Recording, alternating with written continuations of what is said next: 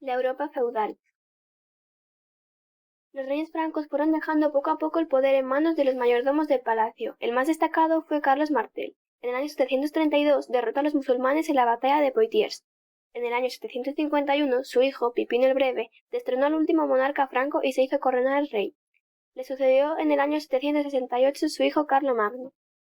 Este sometió a los sajones, conquistó el reino lombardo de Italia y se apoderó de territorios en la península ibérica. Impulsó el cristianismo. En el año 800 el Papa le coronó como nuevo emperador de Occidente. Organizó el imperio en condados y marcas. Los condados eran administrados por los condes y las marcas tenían un ejército al mando de un marqués. Contaba con los missi dominici, inspectores que vigilaban a los condes, los marqueses y los obispos más peligrosos. A Carlomagno le sobrevivió un hijo, Luis el Piadoso. Cuando murió, el imperio se dividió entre Carlos el Calvo, Luis el Germánico y Lotario.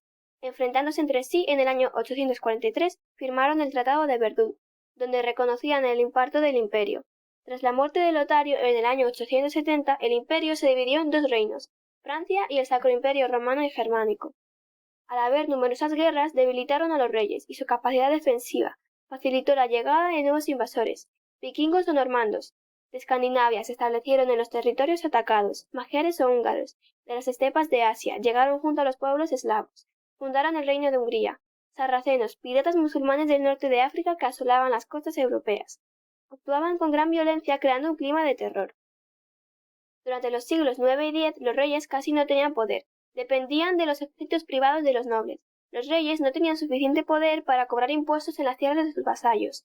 Depende de la situación, recibían ayudas de la Iglesia y de los grandes nobles. Los monarcas establecieron lazos personales con los nobles para asegurarse su fidelidad y obtener medios para proteger sus reinos. Se desplazaban para controlar sus territorios, viajaban con familiares, guerreros y consejeros que formaban en la corte. En las tareas del gobierno les ayudaban familiares o amigos del monarca, que formaban la curia. Fueron integrándose más personas.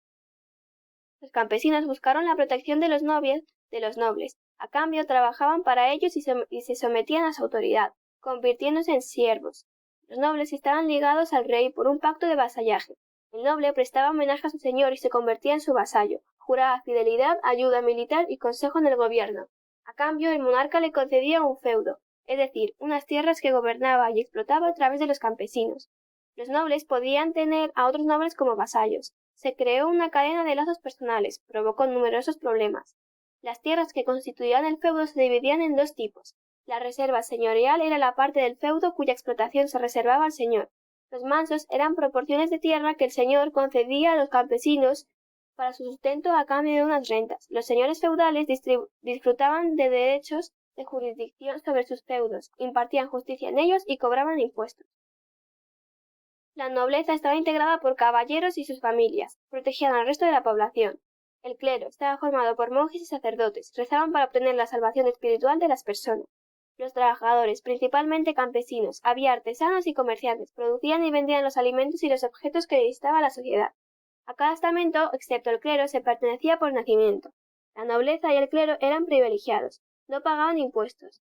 El resto de la población carecía de los impuestos, de los privilegios. La principal actividad de los nobles era la guerra. Los niños comenzaban su educación militar desde pequeños. Se iniciaban como pajes y escuderos. En caso de guerra, el rey solicitaba ayuda militar a los caballeros con sus vasallos y ejércitos formaban una mesnada. La función principal de las damas de la nobleza era contraer matrimonio y tener hijos para continuar el linaje. El matrimonio era pactado por el padre cuando la hija era una niña. Estaban sometidas al marido, se ocupaban de educar a los hijos y de organizar labores domésticas. Las mujeres solteras ingresaban en un monasterio.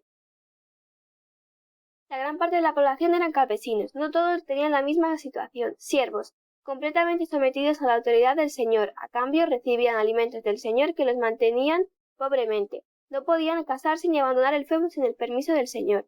Esta condición se le daba de padres a hijos. Campesinos libres vivían en las aldeas, decidían sus actos personales y podían abandonar el feudo, pagaban el diezmo a la iglesia. El trabajo en el campo era muy duro. Toda la familia trabajaba de sol a sol con herramientas muy rudimentarias. Cada año se cultivaba la mitad del terreno y la otra se dejaba en barbecho.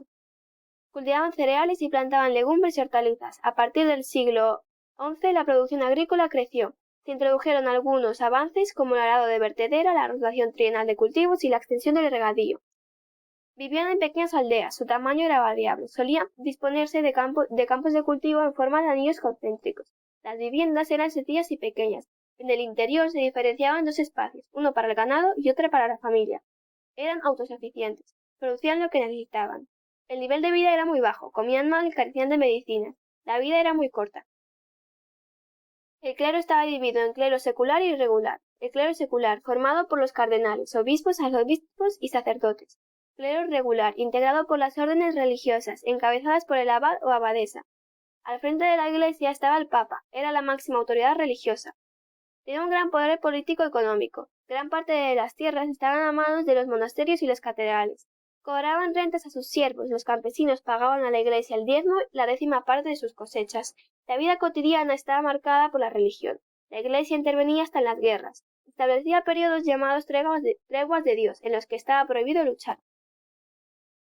La mayor parte de Europa profesaba el cristianismo.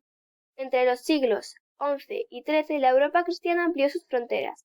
Las cruzadas eran intervenciones militares organizadas por el Papa y los reyes para conquistar Tierra Santa a los musulmanes. La extendieron más allá de las fronteras europeas. La primera cruzada se desarrolló entre 1095 y 1099. Las cruzadas fundaron reinos de Tierra Santa y crearon para su defensa órdenes militares, formadas por monjes soldados como los templarios y los hospitalarios. Los principales centros de peregrinación eran Jerusalén, Roma y Santiago de Compostela.